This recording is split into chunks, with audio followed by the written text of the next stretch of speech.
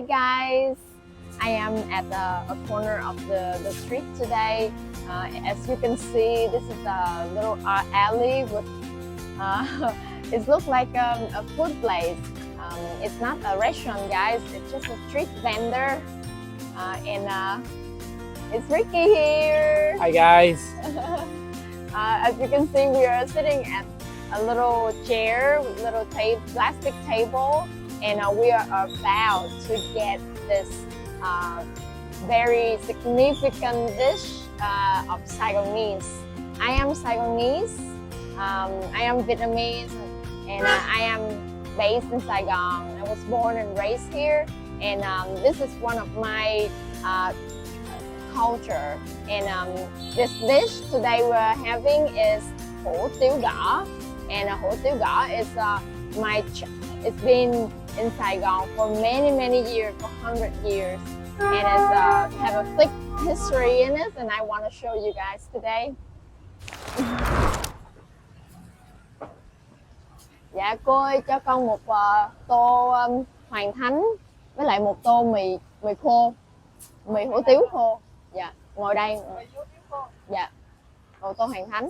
Nạc không như không? 2 tô đều nạc không? And you're seeing this couple, they are making my food. This is hủ tiếu gõ, and yeah, it's literally on the side, on the footpath of the street, and they just have a little stool. Hủ tiếu gõ is very like low-key thing, the most local thing you ever get. Hi, cô. And it's super cheap. And it's been in the history of Saigon from when the Chinese immigrant came to Saigon like 100 years ago, you know. I ordered this Hoàn Thánh. In Chinese, they call it wonton. Wonton. You can see little dumplings in the soup. There's noodles, there's meat, there's vegetable garnishings. There's a lot of effort to put in this little bowl, and this is considered is like cheap, very cheap. This food is not only for the poor people, and as you can see, we are sitting on the side street. Like, look at Ricky. Hey guys, just getting dug in here to some nice hotel. Like, you cannot find anything more low key than this. This is really low-key in a big city, in Saigon, Ho Chi Minh City. But we're getting a food that the quality that basically can compare to like a restaurant, but it's so cheap. Ricky is trying the first bite. This is a great way to really, if you want to come to Vietnam, make sure that you try all the local areas. Just don't go to, you know, the more expensive upper class places. This is a real way to get the real feeling of Vietnam, Yeah, the learn vibe. about the culture and the people. And sitting on the street is a real great way, you know, to really experience, you know, the Vietnam life. Yeah. Is it the first time you eat hủ tiếu gõ? I've eaten hotel, but I'm not sure if it was hotel gõ. Yeah. I'm not sure. Hủ tiếu in the restaurant is expensive. It's like over 60K, 70K. Wow. Yeah, it's like that is $3. But this is $1. When I was a kid, this bowl of wonton with meat and everything cost like $50. And why it's so cheap? It's just because this food is created for anybody. It's like you don't have to think to buy it. Like, if you're hungry, whoever you are, you don't have to think you can eat it or not. Let's ask Ricky, how does it taste? No, it's really good. Very nice flavors. Very authentic, you know. It's Do you warm. see there's 2 kinds of noodle in there? Yeah, there's like I can see 2. Yeah, one yellow and one white, right? Yeah, like yellow and white. Yeah, correct. What is the difference? What's the difference in those noodles?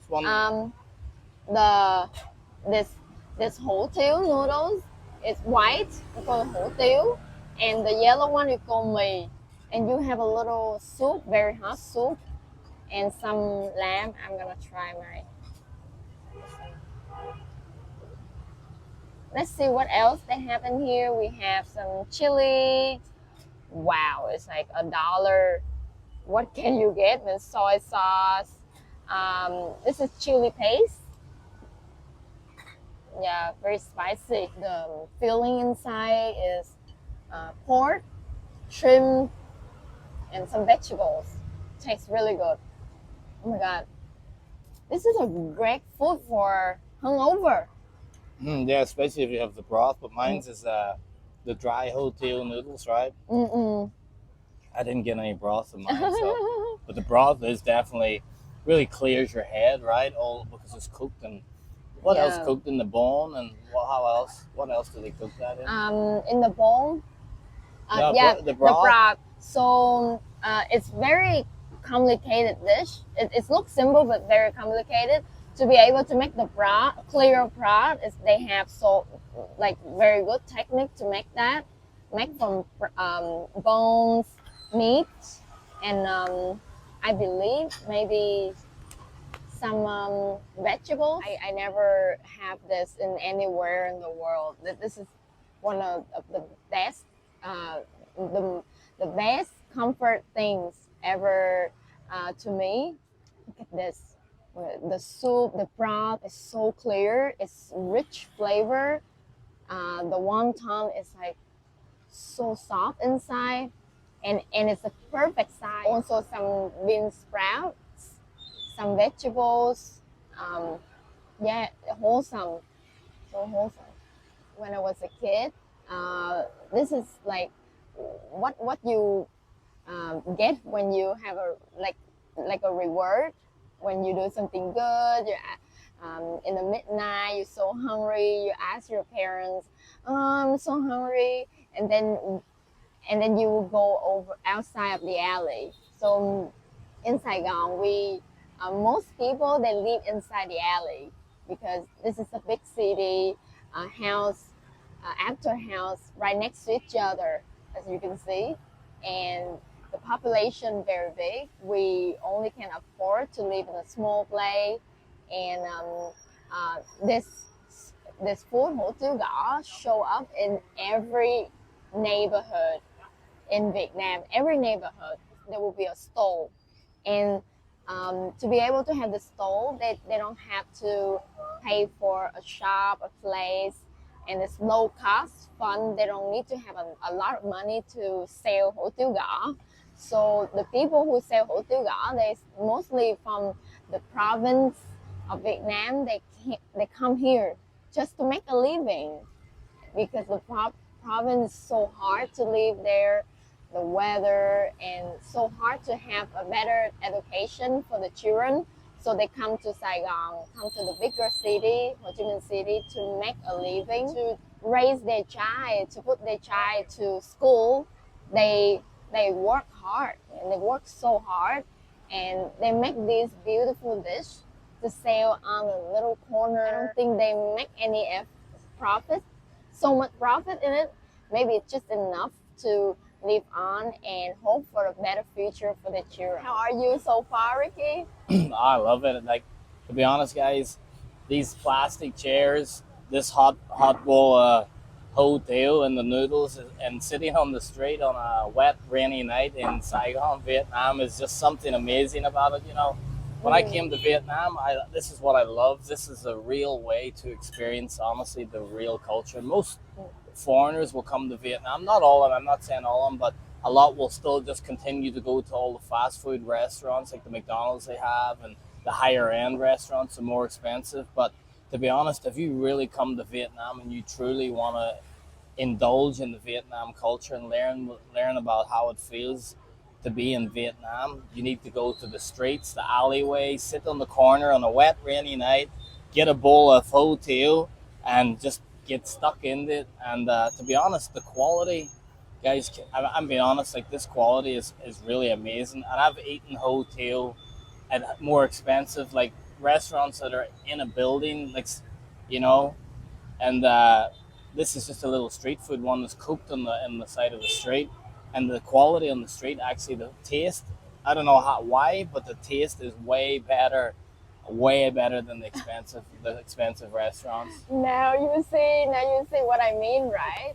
That at midnight, you're in Saigon, and there is a lot of choices. So many dishes on the street vendor like bún bò, phở, anything you want. But nobody talk about hủ tiếu gõ, and maybe because it's just so cheap, maybe because it's just only for working class people.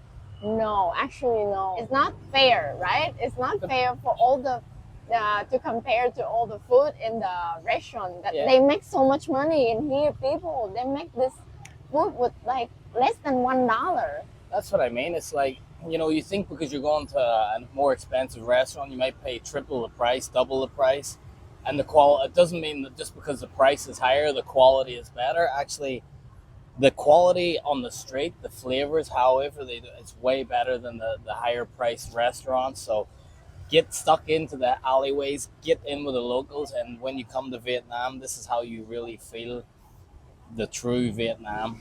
Yeah. It is amazing. This is what I love. These plastic chairs, tables, amazing. And here they sail until they finish. They sail even until 3 a.m. in the morning. Even people that have like working class people, they're also the average and also high class.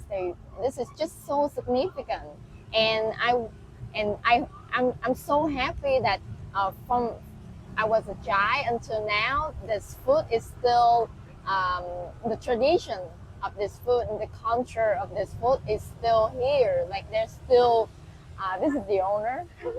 There's still people that continue selling this, and it's hard. In this hard life, how can they make a living with keeping the price so cheap? Yeah.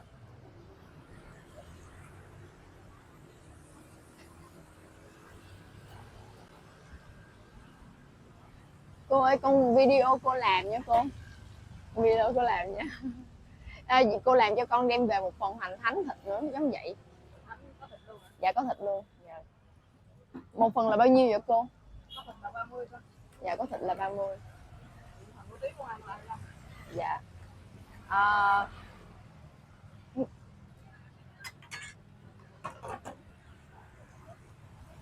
Hôm nay mình có thêm gì nữa cô, ngoài thịt nạc, có xương, có giò heo. Yeah.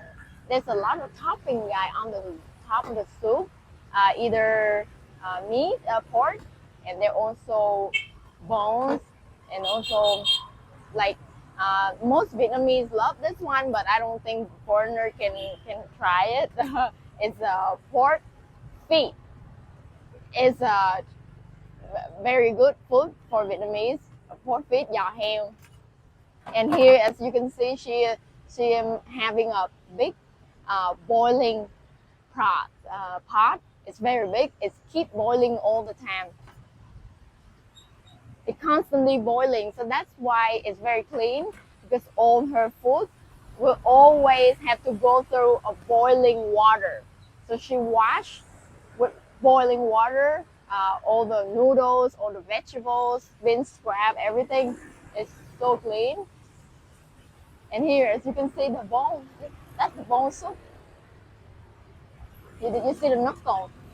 The little knuckle.